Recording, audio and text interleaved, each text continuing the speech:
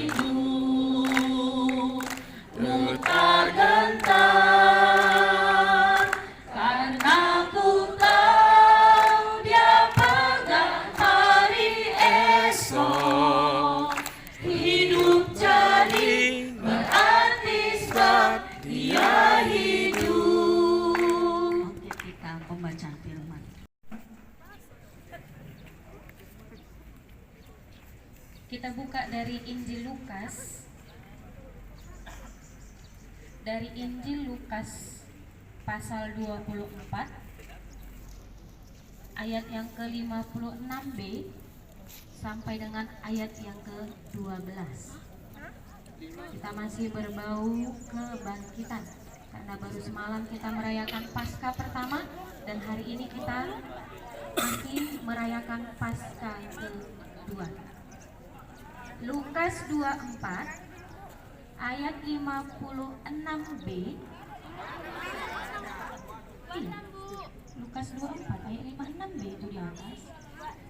Itu 2 sampai 53. Ini sampai 53 terakhir. Siap salah. Ibu minta maaf. Lukas pasal 23 56b. Kita lanjut sampai pasal 24 ayat yang pertama sampai dengan ayat yang ke-12. Ibu ulangi. Lukas pasal 23 ayat 56b, dilanjut pasal 24 ayat pertama sampai dengan ayat 12. Kita bacanya bergantian secara responsorial.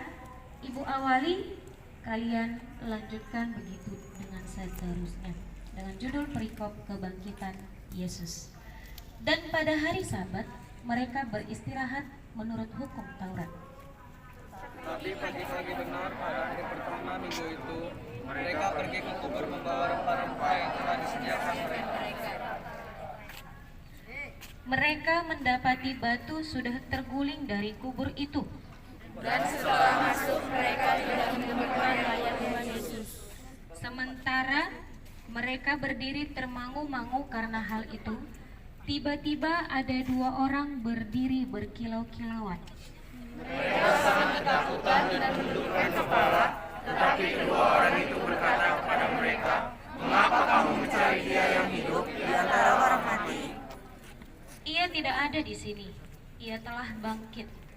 Ingatlah apa yang dikatakannya kepada kamu ketika ia masih di Galilea, yaitu bahwa Anak Manusia harus diserahkan ke tangan orang-orang berdosa dan disalibkan, dan akan bangkit pada hari yang ketiga. Maka teringatlah mereka akan perkataan Yesus itu. Dan setelah mereka kembali dari kubur, mereka menceritakan semuanya itu kepada ke-11 murid dan kepada semua saudara yang lain. Perempuan-perempuan itu ialah Maria dari Magdala dan Yohana dan Maria dari ibu Yakobus. Dan perempuan-perempuan lainnya juga yang bersama-sama dengan mereka memberitahukan kepada rasul-rasul. Tetapi bagi mereka perkataan-perkataan itu seakan akan mengosong dan Kita sama-sama. Sungguh pun demikian Petrus bangun, lalu cepat-cepat pergi ke kubur itu. Ketika ia menjenguk ke dalam, ia melihat hanya kain kafan saja. Lalu ia pergi dan ia bertanya dalam hatinya, apa yang kiranya akan terjadi.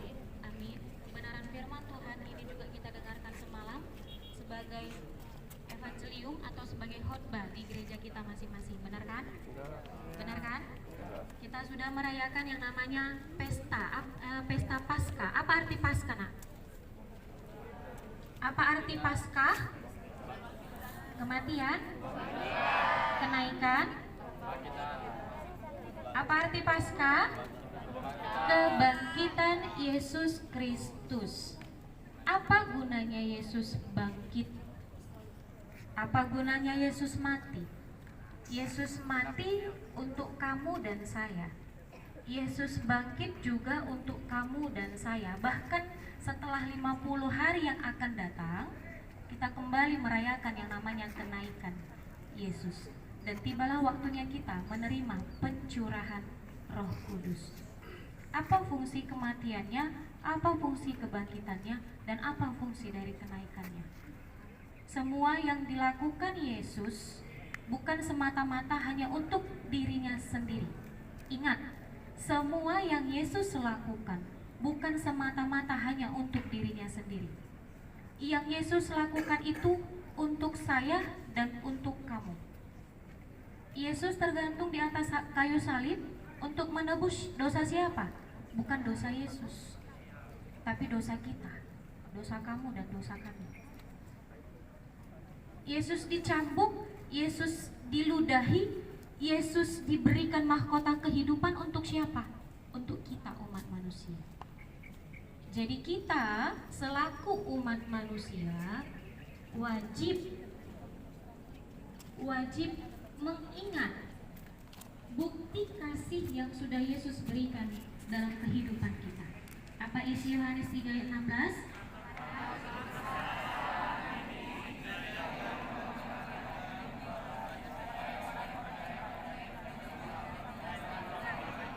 Setiap orang yang percaya kepadanya, jika kita sudah menerima kasih daripada Tuhan, kita akan memperoleh namanya hidup yang amin, anak ibu sekalian. Imanilah kebangkitan Yesus, imanilah kematian Yesus, agar kita memiliki iman yang kuat dan yang seturut dengan kebenaran firman Tuhan. Baik anak ibu sekalian, penutup ini untuk ujian kamu. Ya, penutup ini untuk ujian kamu.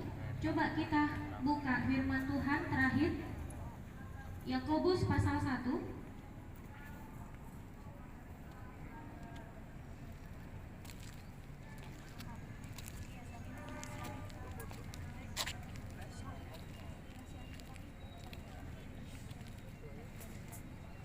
Yakobus pasal 1 mulai dari ayat 2 sampai dengan ayat 8. Juga kita baca secara responsorial. Iman dan hikmat. Amin, dapat semua? Ini untuk ujianmu ya nak ya. Iman dan hikmat. Saudara-saudaraku, anggaplah sebagai suatu kebahagiaan apabila kamu jatuh ke dalam berbagai-bagai pencobaan. Sebab kamu tahu bahwa ujian terhadap iman itu menghasilkan ketekunan. Dan biarkanlah ketekunan itu memperoleh buah yang matang, supaya kamu menjadi sempurna dan utuh, dan tak kekurangan suatu apapun. Tetapi apabila di antara kamu ada yang kurang hikmat, hendaklah ia memintakannya kepada Allah, yang memberikan kepada semua orang dengan murah hati dan dengan tidak membangkit-bangkit. Maka hal itu akan diberikan kepadanya. Hendaklah ia memintanya dalam iman, dan sama sekali jangan bimbang, sebab orang yang bimbang sama dengan gelombang laut yang diombang-ambingkan kian kemari oleh angin. Orang yang demikian jangan mengira bahwa ia akan menerima sesuatu dari Tuhan.